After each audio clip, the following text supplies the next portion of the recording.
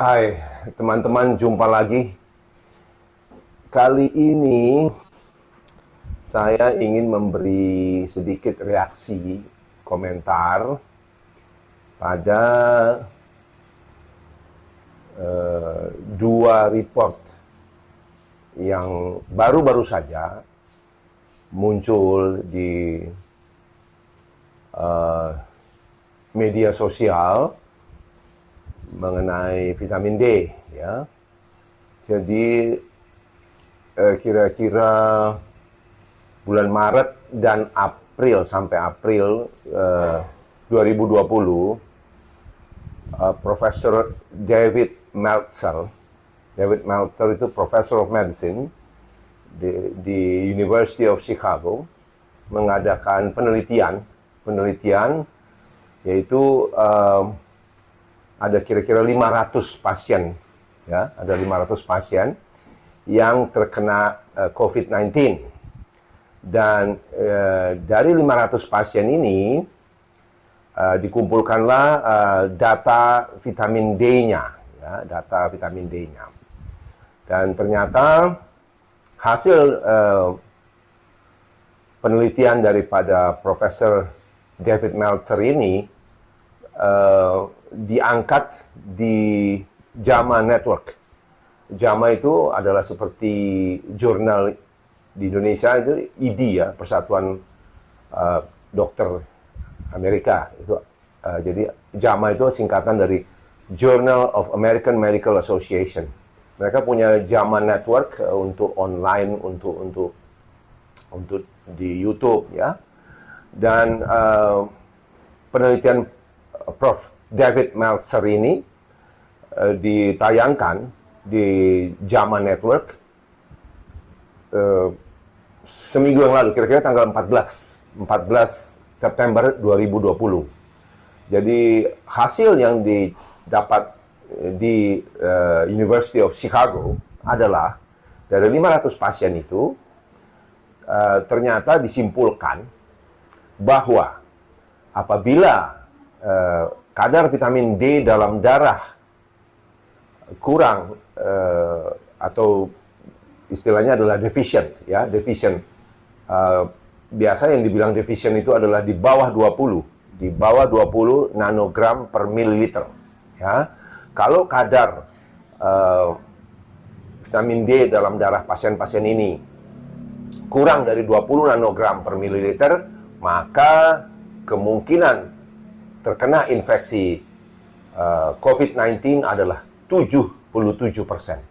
77%, ya, lebih mudah kena dibanding orang dengan kadar vitamin D normal atau tinggi, ya.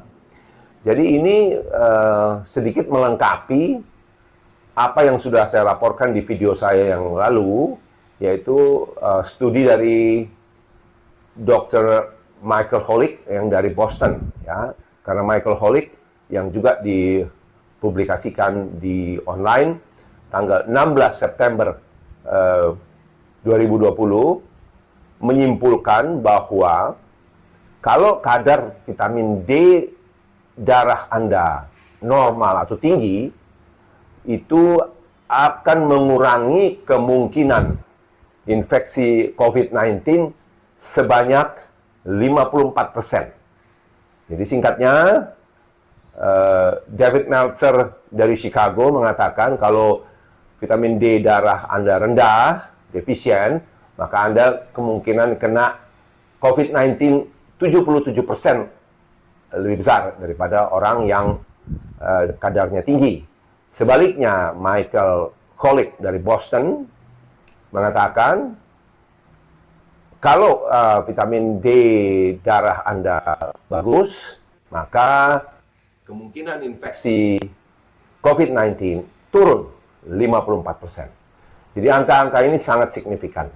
Pesan saya terhadap kedua video ini adalah, sementara tidak ada obat yang pasti untuk COVID-19, ya, vaksin pun masih simpang siur.